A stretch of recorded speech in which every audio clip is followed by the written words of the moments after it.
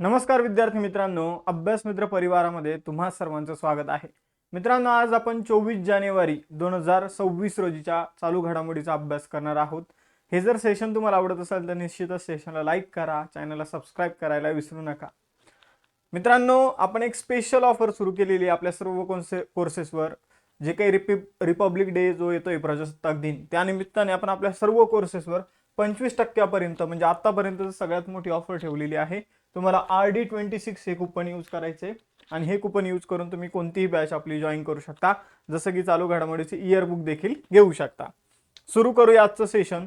पहिला क्वेश्चन आहे, जानेवारी 2026 मध्ये केंद्रीय राखीव पोलीस दलाचे नवीन उपमहानिरीक्षक म्हणून कुणाची नियुक्ती करण्यात आली?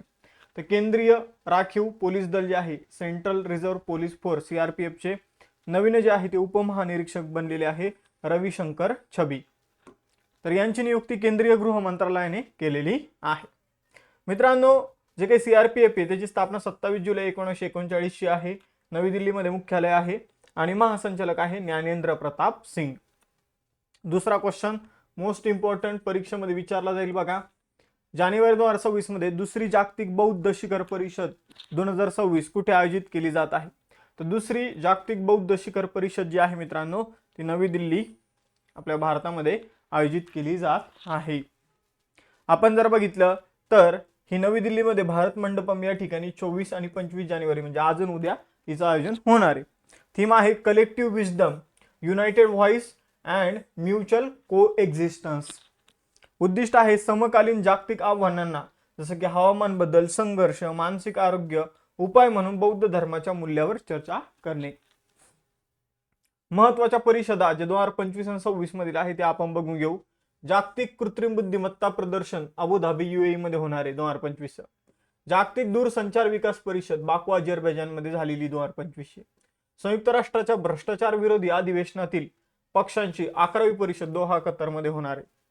त्यानंतर जर बघितलं झालेली आहे, होणार आहे असं माझ्या तोंडातून येतंय पण ते झालेले आहे. जागतिक आर्थिक मंचाची 56वी वार्षिक जी काही बैठक आहे ती दावोस स्वित्झर्लंड मध्ये झाली आहे.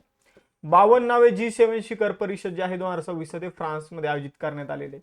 18वी ब्रिक्स शिखर परिषद भारतामध्ये होणार आहे. त्यानंतर आंतरराष्ट्रीय अक्षय ऊर्जा एजन्सीची 16वी बैठक अबुधाबी UAE मध्ये होणार. दुसरी आंतरराष्ट्रीय ऑलिम्पिक संशोधन परिषद 2026 मध्ये भारतामध्ये होणार आहे. राष्ट्रीय वस्त्रोद्योग मंत्री परिषद 2026 गुवाहाटीमध्ये होणार आहे. विमर त्रिकोण स्वरूपातील परराष्ट्र मंत्र्याची बैठक पॅरिस फ्रान्समध्ये झाली आहे. इंडिया पॉवर समिट 2026 नवी दिल्लीमध्ये झालेली आहे. संयुक्त राष्ट्र जैवविविधतेवरील परिषद 2026 एरेवन आर्मेनियामध्ये होणार आहे आणि संयुक्त राष्ट्र पर्यावरण सभेची 7वी बैठक नैरोबी केनियामध्ये होणार आहे. पुढे जाऊया. तिसरा प्रश्न आहे, आशियाई मॅन्युफॅक्चरिंग निर्देशांक 2026 मध्ये भारतानं कोणता क्रमांक मिळवला? तर एशियाई मॅन्युफॅक्चरिंग इंडेक्स मध्ये भारताने 6वा क्रमांक मिळवलेला आहे. जिथं पहिल्या क्रमांकावर कोण असेल तुम्हाला सगळ्यांना माहिती आहे, चायना जो आहे तो पहिल्या क्रमांकावर आहे. पण आपल्याही पुढे दुसरा क्रमांक जो आहे तो मलेशियाचा आहे आणि तिसरा क्रमांक जो आहे तो व्हिएतनामचा आहे.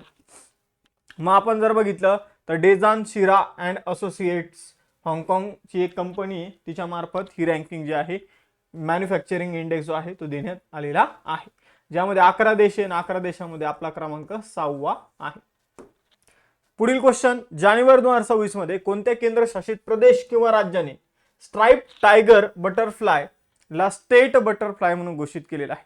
तर वाघांच्या पट्ट्यासारखा हा जो काही फुलपाखरू आहे, चंदीगडने त्याला स्टेट बटरफ्लाय म्हणून घोषित केलेलं आहे. किंवा जो काही चंदीगड केंद्रशासित प्रदेश आहे तर त्याचा जो काही आपण म्हणूया केंद्रशासित प्रदेशाचा जो काही फुलपाखरू आहे तर ते बनलेले स्ट्राइप टायगर बटरफ्लाय. त्याचं वैज्ञानिक नाव जे आहे ते डॅनोस ज्युनिटिया हे आहे. भारत आणि दक्षिण आशियामध्ये आढळणारी एक सामान्य प्रजाती आहे. पाचवा क्वेश्चन आहे, जानेवारी 2026 मध्ये इरिडा नावाची एक तुम्हाला कंपनी माहित असेल तर त्या कंपनीची उपकंपनी आहे IGGEFIL. तर या कंपनीने कोणत्या देशात सौर प्रकल्पासाठी पहिलं आंतरराष्ट्रीय हरित कर्ज जाहीर केले? तर या कंपनीनं झांबियामध्ये सौर ऊर्जा प्रकल्प निर्माण करण्यासाठी आपण जर बघितलं तर एक 22.5 दशलक्ष डॉलरचं इथं काय जारी केलेलं आहे, कर्ज जारी केलेलं आहे. मग या सौर ऊर्जा प्रकल्पातून 100 मेगावॅट सौर ऊर्जेची निर्मिती केली जाणार आहे. 6वा प्रश्न आहे, जानेवारी 2026 मध्ये वरिष्ठ भारतीय महिला फुटबॉल संघाचे नवीन मुख्य प्रशिक्षक म्हणून कोणाची नियुक्ती करण्यात आली? तर भारताचा जो काही महिलांचा फुटबॉलचा संघ आहे त्याचे नवीन प्रशिक्षक बनलेले अमेलिया वालरडे.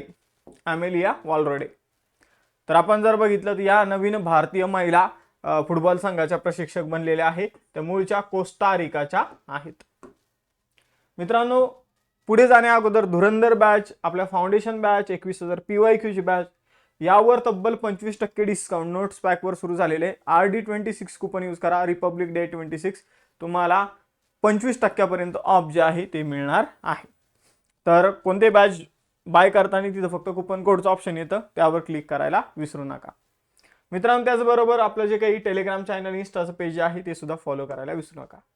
पुढे जाऊया. 7वा प्रश्न, जानेवारी 2026 मध्ये नासामधून निवृत्त झालेल्या भारतीय वंशाच्या अंतराळवीर सुनीता विल्यम्स यांनी एकूण किती दिवस अंतराळात घालवले? तर सुनीता विल्यम्स हे एकूण 608 दिवस 3 वेळा अंतराळामध्ये राहिलेल्या आहे. म्हणजे 3 वेळा ह्या अंतराळामध्ये गेल्या होत्या. टोटल 608 दिवस राहिलेले आहे.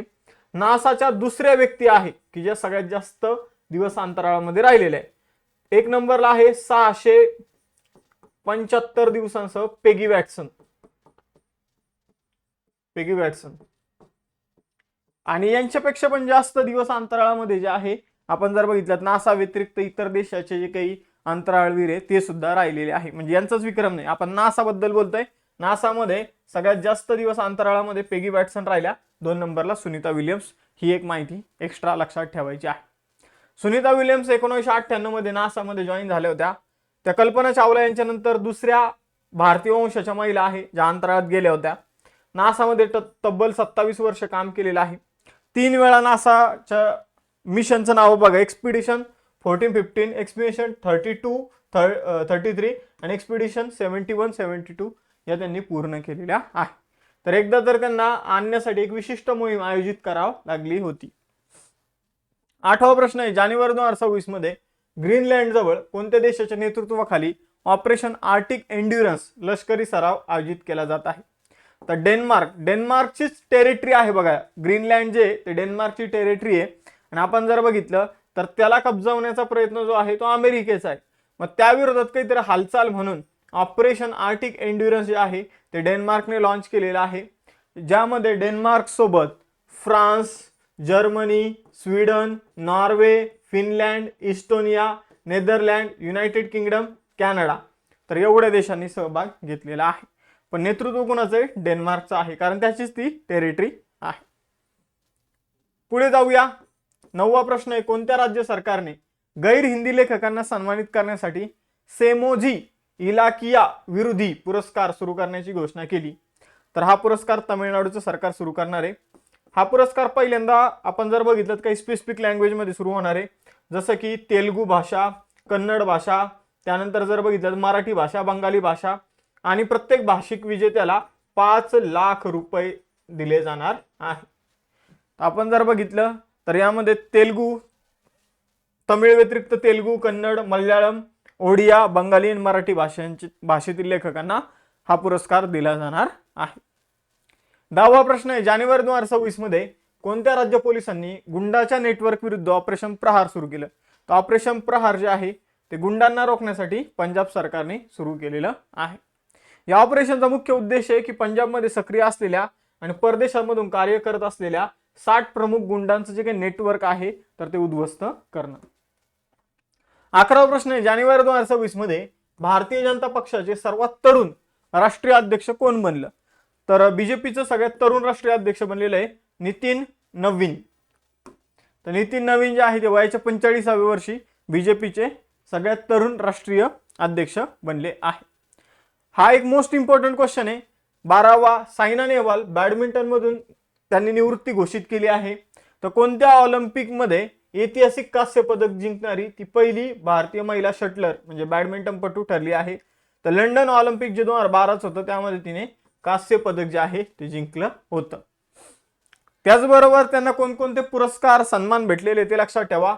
पद्मभूषण 2016 मध्ये, राजीव गांधी खेलरत्न पुरस्कार ज्याला आता ध्यानचंद खेलरत्न पुरस्कार म्हटला तर तो 2010 मध्ये, पद्मश्री पण 2010 मध्ये आणि अर्जुन पुरस्कार 2009 मध्ये. तर हे पुरस्कार सुद्धा लक्षात ठेवायचे, यावर सुद्धा प्रश्न विचारला जाईल. मूळची ती कुठली आहे, तर हरियाणाची आहे. तर हरियाणाचे आपल्याला खूप सारे खेळाडू जे आहे ते ऑलिम्पिकमध्ये पदक मिळवताना दिसत आहे, जसं की नीरज चोप्रा, मनू भाकर, हे सगळे हरियाणाचेच आहे. आपण जर बघितलं मित्रांनो, तर आजच्या सेशनचे टेस्ट क्वेश्चन तुमच्यासाठी आहे. दुसरी जागतिक बौद्ध परिषद जी आहे तिचं आयोजन कुठं होणार आहे आणि तिची थीम काय आहे, तर ती तुम्हाला सांगायची. ऑपरेशन आर्टिक एंड्युरन्स जे आहे तर ते कुणाच्या नेतृत्वाखाली आणि कोठे होत आहे हे तुम्हाला सांगायचंय. आणि सायना नेहवालने लंडन ऑलिम्पिकमध्ये कोणतं पदक जिंकलं होतं आणि त्यांना पद्मभूषण पुरस्कार जो आहे तो कोणत्या वर्षी मिळाला हे तुम्हाला सांगायचं आहे. तर ह्या मोस्ट इम्पॉर्टंट गोष्टी आहे ज्या परीक्षेमध्ये विचारले जातील.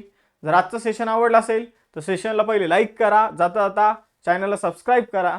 आणि तुमच्या आपण जर बघितलं तर आजची जी काही ऑफर ठेवलेली तिचा सगळ्यांनी लाभ घ्यायला विसरू नका.